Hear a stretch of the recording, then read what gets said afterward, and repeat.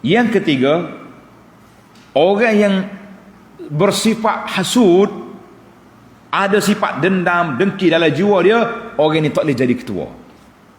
Dalam pepatah Arab kata, tanda tuan-tuan, dia kata al-hasud la yasud.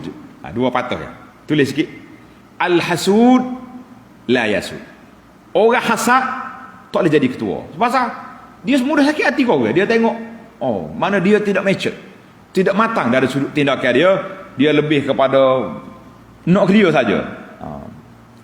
Maka dikatakan, tulislah ayat motivasi ni. Dalam kisah Yusuf ni banyak ayat motivasi kita akan jumpa. Dia kata atwalun nasi huznan.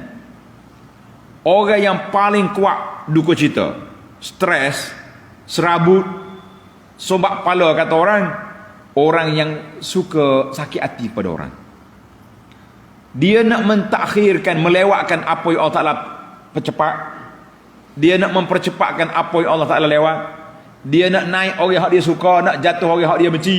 Kita kata ini orang sakit hati. Pasal tu orang yang kuat stres, orang yang jiwa dia hasad, orang ni kuat stres. Tu dia sanggup jumpa bomo, sanggup jumpa tok nujum, sanggup jumpa ahli sihir, semata-mata nak kena pada orang ni.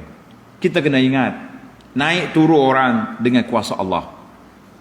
Mulia seorang, hina seorang dengan kuasa Allah. Kita sedekit, oh dia naik, biar dia naik.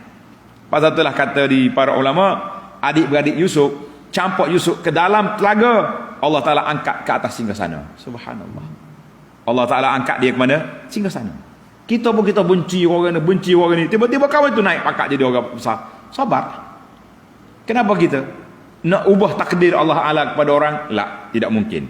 Ini di antara perkara yang sangat berbahaya. Al-hasud la yasud. Orang hasad tak boleh jadi ketua. Macam-macam yang kita duduk dalam suasana Malaysia yang tidak aman, musim-musim COVID-19 pun ni ke al-hasud la yasud. Bahasa nak jadi ketua, berebut kerusi, tak tahu apa jadi, akhir sekali macam-macam jadi. Baik, Allahu Akbar. Maka dalam ayat ini juga, ayat menunjukkan bahawa adik-beradik nak pergi campak dalam telaga ni menunjukkan akhlak yang buruk. Kita ni kadang-kadang orang yang kita suka, orang tak suka, kalau boleh kita nak hapuskan dia atas dunia ni. Betul tak? Aku tak suka dia tu. Doa biar mati je senang. Nak suruh mati lalu. Ustaz, tak boleh kau doa biar mati dia ni. Suruh orang maya ajak dia mati. Pasal sesat masalah. Kita mati hidup ni kuasa Allah bukan kuasa kita. Kenapa kita nak mati-matikan orang? Jangan. Dan yang kelima yang berbahaya tadi saya sebut, at-taubah qabla suduri zam, duk rancang nak bertaubat sebelum pergi buat dosa. Okey. Kita ni bila kita nak taubat, mana kita tahu hak kita nak buat tu dosa. Dah jangan buatlah. Ni dak nak pergi buat mana pergi taubat. Macam tadilah. Pagi rasuah, pagi Mekah, la. Maka ini menjadikan manusia memandang remeh, lekeh kepada dosa, dan syaitan akan masuk dalam hati dia, mempersiahkan hati dia permainan-permainan yang sangat berbahaya macam ni. Inilah yang kita kata nak. Dan ayat ni yang kita baca ni, ayat cerita Nabi Yusuf ni tahdid, menggalakkan kita supaya belajar, ajar anak-anak kita surah Nabi Yusuf. Untuk apa? Untuk pendidikan dari sudut akhlak, dari sudut jiwa, dari sudut ni. Mu adik-adik jangan sifat dengki, jangan duduk hasad, jangan duduk macam-macam. Kita boleh ajar kepada anak-anak kita. Masya Allah, tabarakallah. Panjang lagi cerita kita. Kalau kita ikut dia, jawab dia pak cerah kita sini tak habis. Baik, satu je lagi kita ambil.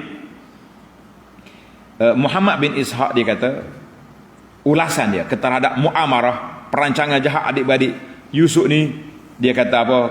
Mereka telah membuat satu perkara dosa yang besar, iaitulah memutuskan silaturahim.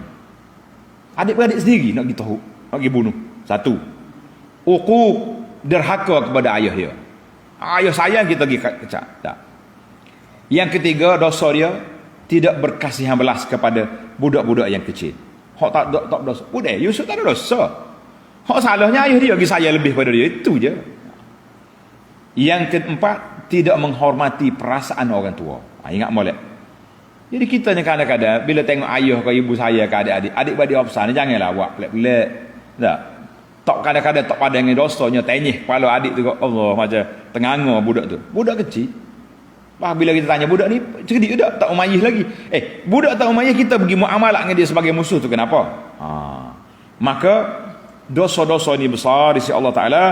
Hak ayah dicabar, hak kanak-kanak tidak dihormati, memutus silaturahim, banyaklah dosa-dosa yang berlaku dalam episod ini. Jadi para jemaah sekalian, kita break setakat itu dulu. Kisah Yusuf masih panjang. InsyaAllah dalam siri yang akan datang, setelah mereka bermusyawarat, keputusan muktamad, Yusuf campak dalam telaga, tidak dibunuh.